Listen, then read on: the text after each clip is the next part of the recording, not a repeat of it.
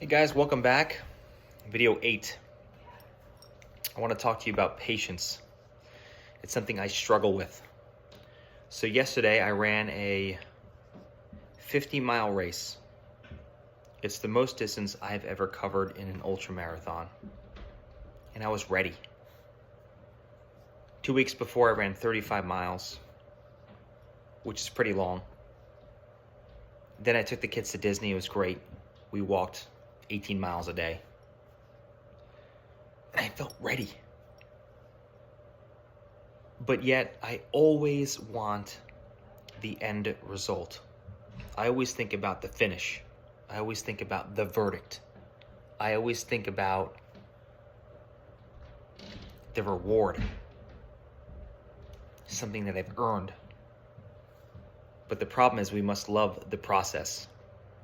We have to learn to love the process, which I struggle with. So I heard something. Were you talking to yourself? Yeah, I was doing a video, but it's completely ruined now. No, it's not. I heard a story that before you're born, a man meets his creator, God. And he says, God, I want to be courageous. I want to have a courageous life. And God says, well, listen, I'm going to send you monsters and demons to battle. And it's going to be a struggle. And the man before he's born says, you know what? I want a patient life. I want to be patient.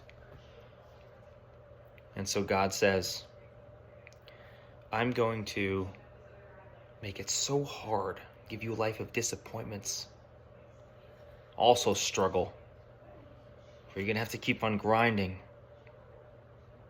towards success.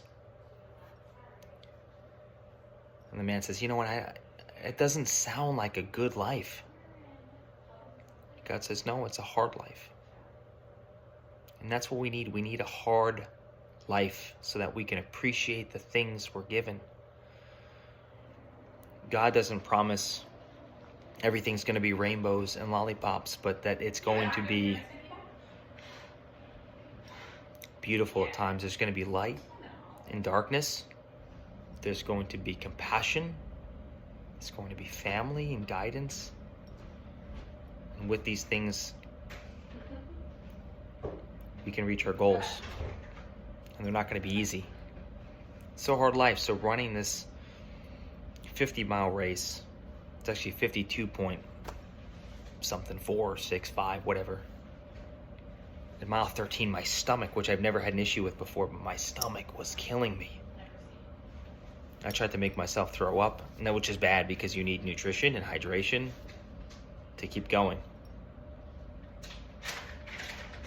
And I felt I couldn't hold down my food. My abdomen was in spasms. I was going to give up. And then I remember the race director saying that every person who does not finish gets a poker chip that says, it's abbreviated, it's 3 letters, DNF. Did not finish. So it's either I finish and get a plaque or a medal, or I quit and get something that says DNF. Either way, I'm going to get something, right? It's a win. Because at the end of the day, all I really wanted was that thing, right? I wanted a thing. I tied my success to getting something physical, tangible. But that's not really what I wanted. I wanted a hard life. 100%. I wanted that struggle. And from mile 13 to mile 26, the marathon, 28, I felt so fucking bad.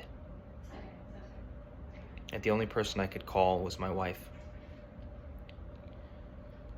She says, you know, look, it's not worth your health. It's not worth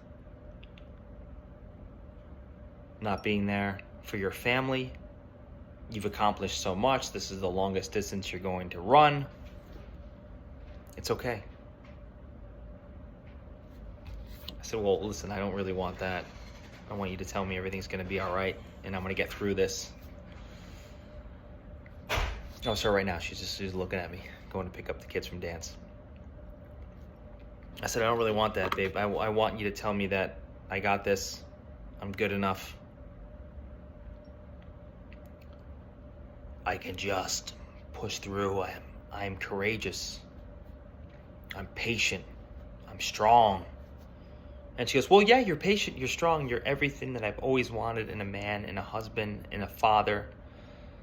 You can do this. You've got this. You're more than capable. One foot in front of the other.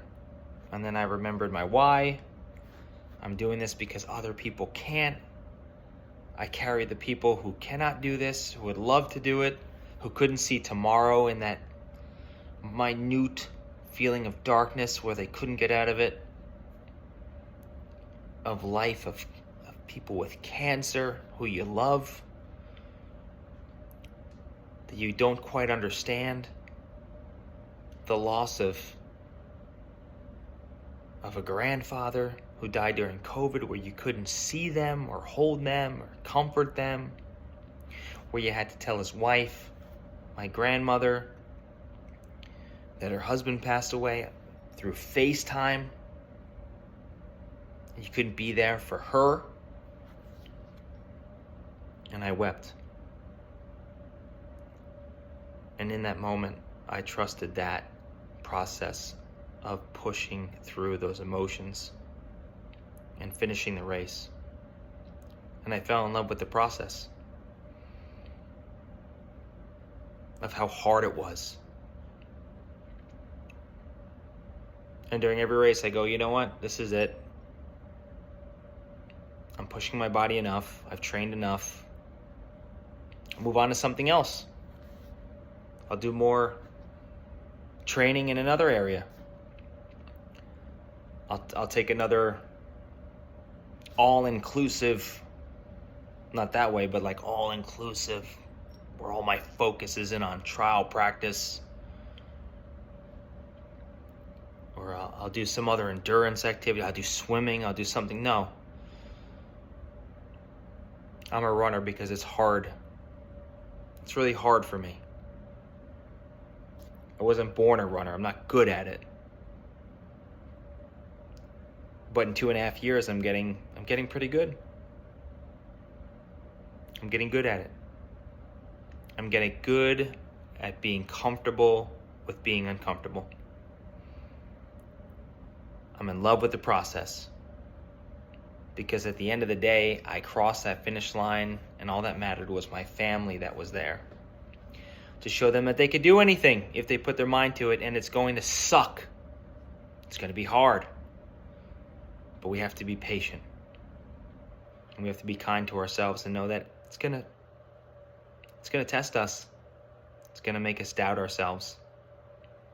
And we can't do it alone. Which is why I encourage you to watch my video on the ROP course, the Rite of Passage with 307, which is seemingly impossible, but was accomplished because of being a part of a team. And my team was my wife, my children, my mom and dad, my small family, the people who are not here, who are passed on, to be my angels and guide me, where I can now do 100K, I could do 100 miles. It's just putting in the work and enjoying the process. And with that, we can be patient, and we're going to have a hard life. And it's people who have hard lives who express gratitude and realize they're not in control. It's just the way God has designed humankind, is to want all these things, to want the ribbon at the end. But it's not the ribbon at the end. It's the process that we have to love and enjoy and appreciate. The thing at the end is just remembrance of the struggle that you felt at mile 13 or 26, or the losses you had at trial, or the bad cross-examination. To realize at the end of the day, you had a great closing argument or opening statement. You're going to get through. Life is endurance. It's being okay with being not okay. It's good for the mind, and doing hard things is good for the body. And it's going to keep us present and around for other people who need us. So be patient. Whatever your goals are, one step at a time. And that's the process. That's what you fall in love with. That's what matters. That's what gives you a good life. Thank you for watching.